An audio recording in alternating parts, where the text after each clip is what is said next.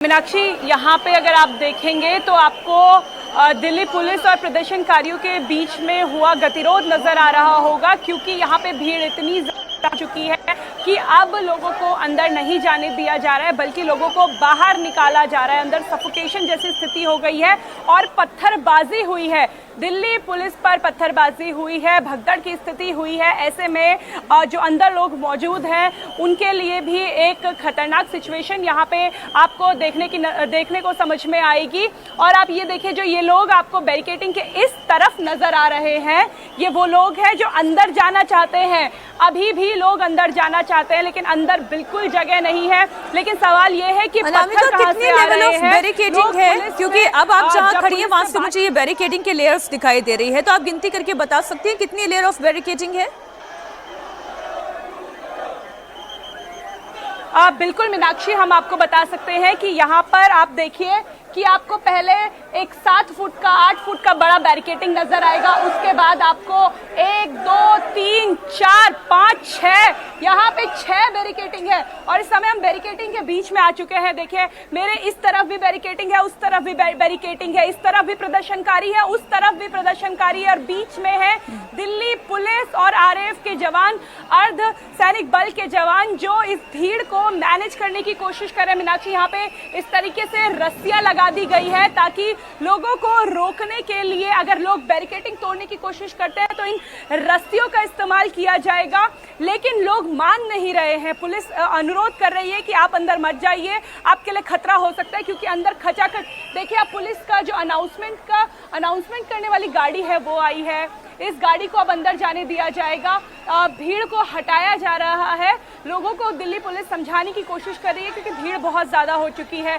1-2 police वालों के बस की अब ये बात नहीं है। अनाउंसमेंट होगी, बाकायदा दिल्ली पुलिस अब प्रदर्शनकारियों से बातचीत करने की कोशिश करेगी। जो ये प्रदर्शन लीड कर रहे हैं उनसे भी बातचीत करने की कोशिश होगी कि भीड़ काबू से लगातार बाहर हो रही है। ठीक है, अनामिका, आप बने रहे हमारे साथ। मैंने देखा वाटर कैनन भी वहां पर है, पुलिस का अमला तो बहुत बड़ी संख्या में है ही वहां पर। अजय जी, अब बातचीत कैसे होगी, सवाल ये भी है, क्योंकि आप पार्लियामेंट तक नहीं जाने दे सकते, ये सुरक्षा का सवाल है। पार्लियामेंट क्या, अभी जो हम लोग पहले बात कर रहे थे, आप अशोक रोड नहीं पहुंचने दे सकते हैं। अगर वो प्रदर्शनकारी अशोक रोड पहुंचते हैं, फिर वहां से रोकना तो बहुत मुश्किल हो जाएगा। और जितनी भीड़ यहाँ इकट्ठा हो गई है, इस भीड़ को रोकना, शांतिपूर्ण तरीके से रोक पाना बड़ा मुश्किल काम है। पुलिस को धैर्य रखना चाहिए। लेकिन अब सवाल है कि पुलिस के अधिकारियों से प्रदर्शनकारी बात करेंगे या पॉलिटिकल लीडरशिप से बात करेंगे। पुलिस के अधिकारी तो जाकर के क्या अपील करेंगे कि आप मार्च मत करिए, रुक जाइए, लेकिन जो इश्यूज जहां है वहीं थम जाइए। लेकिन जो इश्यूज है, उन इश्यूज पर तो पुलिस वाले नहीं बात कर सकते हैं ना। तो क्या पॉलिटिकल क्या प्लानिंग है सरकार की? इस भीड़ का वैसे भी नेतृत्व कौन कर रहा है, वो 5 चेहरे कौन है, वो भी नहीं समझ में आ रहा। कोई नहीं, छात्र है। हाँ, बिल्कुल, ये तो स्पॉन्टेनियस है, क्योंकि जो लोग नेतृत्व करने की कोशिश कर रहे थे तब तो 500,000 की भीड़ थी, और अचानक आप देखें कहीं पे 10,000 करके सरप्राइज मच हुई है कि 1 लाख हो जाए कुछ देर में, ये सारी भीड़ मिला के। और ये अंदेशा नहीं था सरकार को, नहीं तो इसको पहले से वो सॉल्व करने की। तो ऐसी स्थिति में ये स्वतः हर परिवार में एक छात्र है, वो चाहे 12th का हो, चाहे नीट का हो, चाहे बाकी है।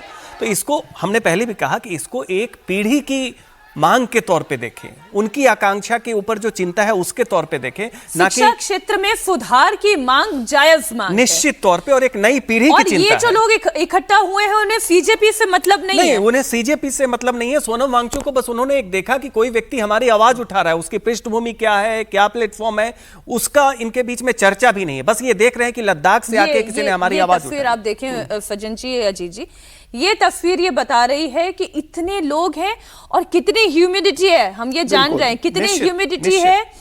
दो डर है मुझे जो लग रहा है। एक तो इतनी ह्यूमिडिटी है, इतनी कैपेसिटी है नहीं, और कितने लोग वहां पर एकत्रित होंगे, और दिल्ली पुलिस फिर इन्हें कैसे कंट्रोल करेगी।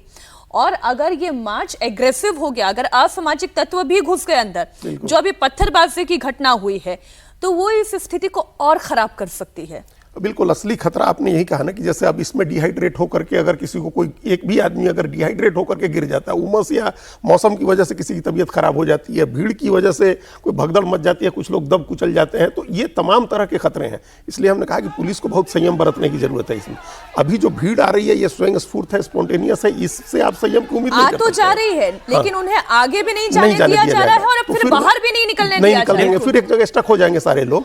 तो अभी वही जो हम पहले कह रहे थे कि पॉलिटिकल प्लानिंग क्या है, सरकार क्या सोच रही है कि इसको किस तरह से हैंडल करना है। सिर्फ लॉ एंड ऑर्डर के प्रॉब्लम की तरह हैंडल करिएगा तो फिर मामला बिगड़ेगा। लॉ एंड ऑर्डर का प्रॉब्लम ही नहीं है ये इशू बड़ा इशू है, पॉलिटिकल इशू है, गवर्नेंस से जुड़ा इशू है, इसको एड्रेस उस तरह से करना चाहिए। तुरंत सरकार को वांगचुक से बिल्कुल बात करनी चाहिए, वांगचुक से संपर्क करें। इसमें कोई ईगो की बात नहीं है, इसमें क्या अहंकार की बात है, अपने लोगों के। और अब तो इस्तीफे वाली मांग भी नहीं है, कोई मांग नहीं है। और प्रधानमंत्री खुद को जब कहते हैं सुधार की मांग है, इसमें स्टेक होल्डर स्टूडेंट्स हैं, ना तो वांगचुक है, ना सीजेपी है, ना कोई है। तो सरकार को यह देखना चाहिए कि सबसे ज्यादा स्टेक इसमें जो है वो स्टूडेंट्स का है, तो उसके नाते आप जाइए, बड़ा हृदय दिखाइए। लेकिन अगर वांगचुक से बात हो जाती है तब आपको लगता है ये प्रदर्शन यहीं खत्म और थम जाएगा? नहीं, फिर देखिए वांगचुक ने ये ऑप्शन दे दिया है कि अगर हमें एश्योरेंस दिया जाए तो अनशन तोड़ेंगे। और मुझे लगता है वो जब अपील करेंगे तो क्योंकि आईफा के जो 3 स्टूडेंट बैठे हुए थे उन्होंने अपना अनशन खत्म कर दिया है। वो कर दिया, लेकिन वांगचुक की अपील होगी तो ये छात्र जो है वांगचुक के अरेस्ट होने के बाद गए हैं, तो उनके अपील का हमें लगता है निश्चित तौर पे असर होगा। ठीक है, नहीं उसको इसको एक प्लान करना होगा, मतलब वो भी अपील करेंगे, खाली उससे काम नहीं चलेगा। मतलब सर की प्लानिंग के फेज में क्या है कुछ समझ में नहीं आ रहा है। अपील कराने के साथ साथ जो उनकी मांग है कि आपका एक डेलीगेशन मिले और उनको एश्योरेंस दे,